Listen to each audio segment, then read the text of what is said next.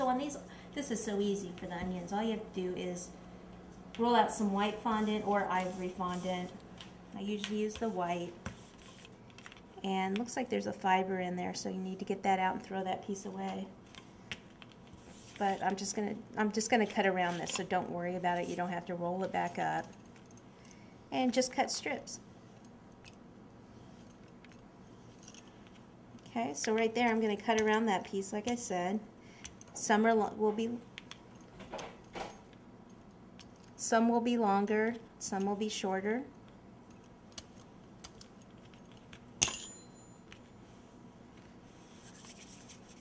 And just take anything you have around. You could take a toothpick and just kind of make some little lines on it, maybe a few this way.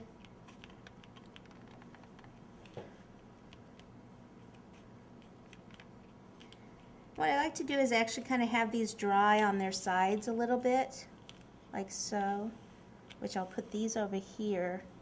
These are already dried, so I'll bring those over here, just kind of replace them, show you the next step. Now these are going to be popping, coming out of the burger, so it's actually good if you can fold this part down, because that's the part that will tuck in the cake. Okay, so once they're a little bit dry, which would be in a couple hours, or you know, they're not completely dry, so just be careful. I take the same little gel mixture and I'll kind of brush these on top. Now I shouldn't really hold it up like this, I just don't want to get gel all over my mat, so.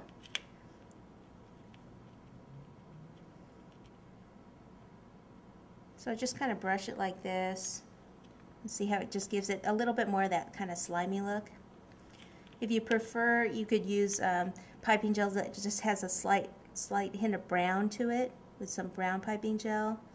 But I kind of just use what I have around. I had this, it's close enough.